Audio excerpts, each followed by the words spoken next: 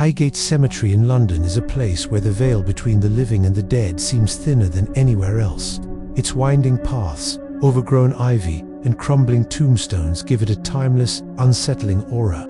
But beneath the grandeur of its Victorian mausoleums lies a story that has been whispered for decades. A story of a vampire that roams its shadowed grounds after night falls. It all began in the winter of 1970. London was cold, grey, and rain-soaked, and the cemetery's gates creaked ominously in the wind. The legend started with strange disappearances of those who dared venture too close after dark. Young men and women, curious thrill-seekers who had sneaked in to see the cemetery's eerie beauty, were never seen again. Those who returned spoke of a dark figure gliding silently between the tombs, a presence that seemed to watch them from the shadows. I first heard about the vampire when I moved to Camden for university. My new flat overlooked a section of the cemetery, and every evening I would see silhouettes moving between the towering mausoleums. At first, I thought it was just the wind playing tricks on the long, creeping shadows of the trees, but the air felt heavier here, as though the night itself carried a warning. One evening, a friend named Thomas convinced me to join him on a dare.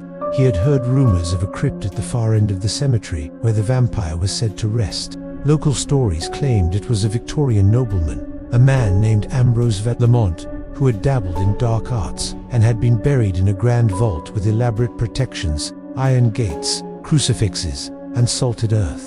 But like all legends, curiosity had a magnetic pull. We entered the cemetery just as twilight bled into night. The gate groaned under our push, and the crunch of gravel beneath our boots echoed across the empty grounds. Fog rolled in thickly, curling around statues and grave markers, swallowing the paths ahead. I felt a chill that had nothing to do with the cold. Thomas led me deeper into the cemetery, pointing out tombstones adorned with strange carvings, winged figures, bats, and symbols I didn't recognize. The mausoleums loomed like ancient sentinels, their doors tightly sealed, yet something about them felt alive. A faint hum seemed to resonate from the ground itself, low and melodic, like a song meant for the dead. Finally, we reached the crypt of Ambrose Lamont. The iron gates were rusted, but still strong, and the stone above bore his name in elaborate Gothic script. According to the stories, the vampire could only rise if disturbed by the living. Thomas, grinning with reckless bravado, tried to pry open the gates. They didn't budge, but as he pushed harder, the ground trembled beneath us, subtle at first, then violently. A shadow passed in the fog, impossibly fast, and a low hiss cut through the air.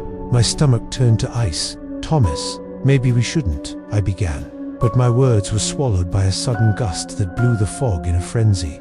Then I saw it, two pale eyes glinting from the darkness, blood-red and hungry, moving effortlessly over the tombs. Thomas froze, his bravado gone. The figure emerged, tall, impossibly thin, cloaked in black, with a face that seemed both human and monstrous. His teeth glimmered like knives in the dim moonlight.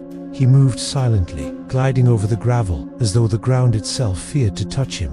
Who are you?" Thomas stammered, voice cracking.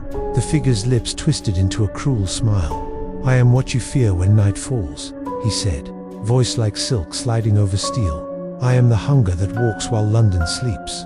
I am Ambrose Before I could react, Thomas stumbled backward, tripping over a stone.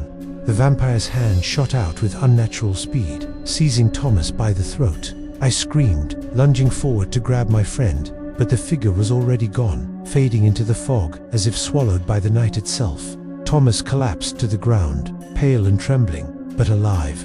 The vampire had spared him this time. Shaking, I helped Thomas to his feet. We fled the cemetery, the gates slamming behind us as though pushed by unseen hands. That night, and every night after, I felt eyes watching from the cemetery. Shadows moved in ways they shouldn't, and the air seemed heavier with each passing evening. Over time, the legend grew.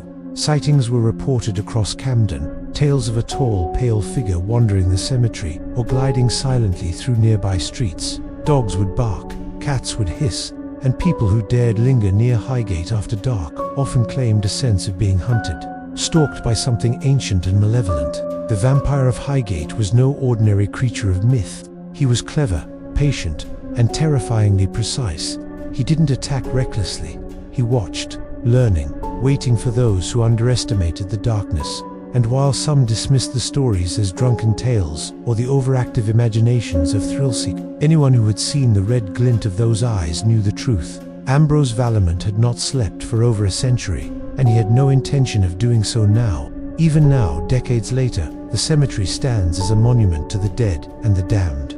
Tourists wander its pathways in daylight, taking photos, oblivious to the dangers that stir when the sun sets. And those who know the secret who have felt the chill of his presence stay far away after dark. For beneath the ivy, in the shadows of Highgate Cemetery, the vampire waits, patient, eternal, hungry, and one night he will choose again.